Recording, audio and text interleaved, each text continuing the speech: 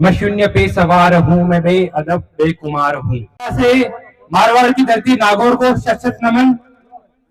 और यह जो प्रोग्राम ऑर्गेनाइज किया गया है श्री नारायण जी द्वारा, और साथ में हमारे भाई साहब पवन जी विराजमान है, इनका बहुत बहुत धन्यवाद करना चाहूंगा।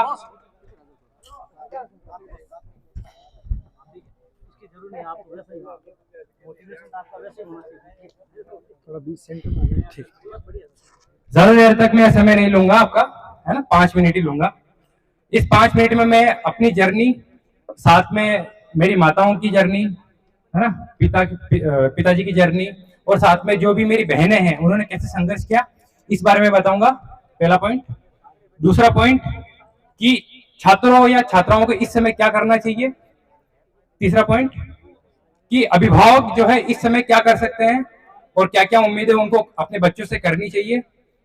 शिक्षा के क्षेत्र में उनको और क्या क्या प्रयास किए जाने चाहिए। ये 3 मेरे मुख्य मुद्दे रहेंगे। सबसे पहले मुद्दे के बारे में बात करते हैं।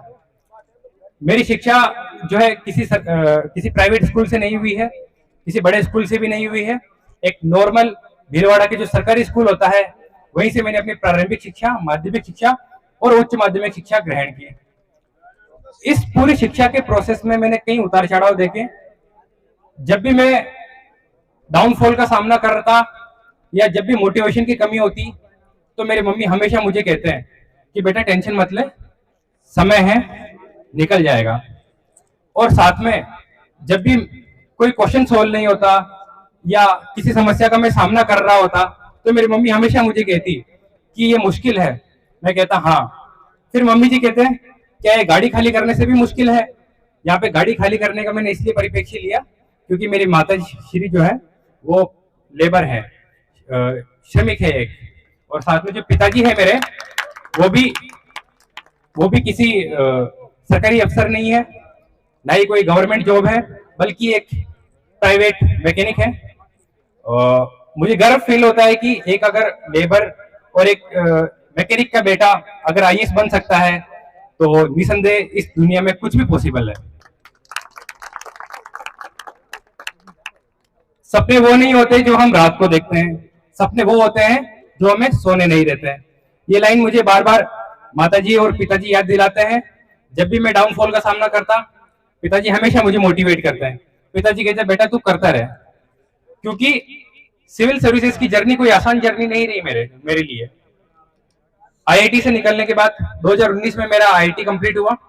आईआईटी की जर्नी में भी काफी मेहनत की, पर जो इस सिविल सर्विसेज की जर्नी ने मुझे सिखाया है वो है कठिन परिश्रम और लगन। क्योंकि ये 2 चीजें ही हैं। कठिन परिश्रम के साथ अगर आपने लगन से मेहनत किया तो सफलता निसंदेह आपको जरूर मिलेगी।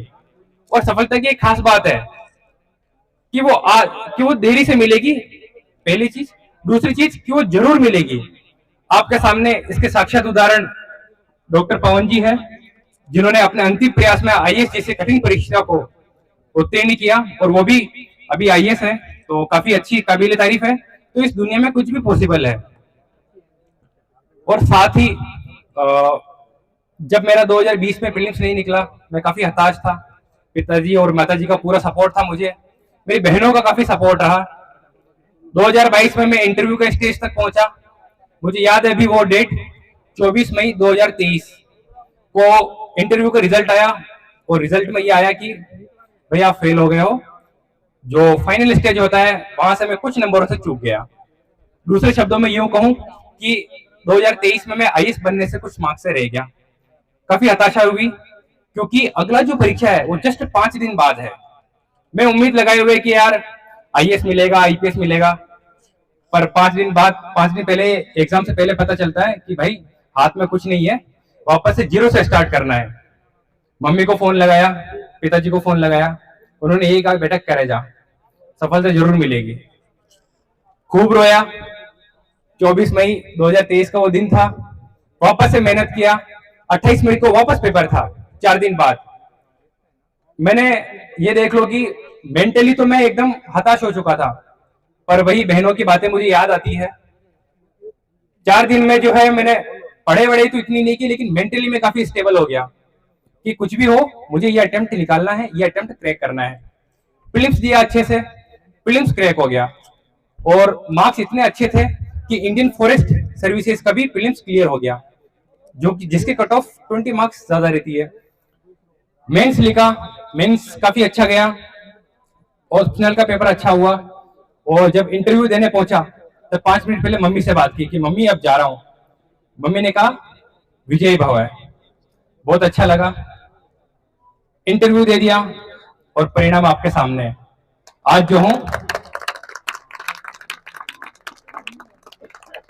आज जो कुछ भी हूं, पिताजी विराजमान है और माता जी की, और साथ में जो मेरी बहनें हैं जिनका काफी सपोर्ट रहा है, इन्हीं की बदौलत हूं। मेरी जो दो बहनें हैं वो दोनों भी डॉक्टर हैं। पिताजी ने न जाने कहां कहां से पैसे ला ला के, जमीनें बेच के जो है हमारी पढ़ाई को स्पॉन्सर किया है। साथ में कई ऐसे समाज के संगठन है जिनका भी काफी मदद रही है, तो उनका भी मैं बहुत बहुत आभार प्रकट करता हूं। बस वाणी को विराम देना चाहता हूं, लेकिन एक कविता सुनाकर आपको, तो कविता ध्यान से सुनेंगे क्योंकि यही कविता है जो मुझे मोटिवेट करती है।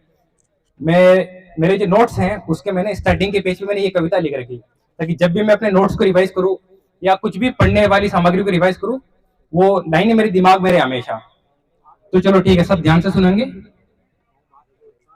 मैं शून्य पे सवार हूं, मैं बेअदब बेखुमार हूं। मैं शून्य पे सवार हूं, बेअदब बेखुमार हूं। हाथ में मशाल लिए मैं लड़ रहा हूं रात से। न सूर्य मेरे साथ है तो क्या नहीं ये बात है। मैं जुगनुओं का यार हूं, मैं शून्य पे सवार हूं। जय श्री आदिमा।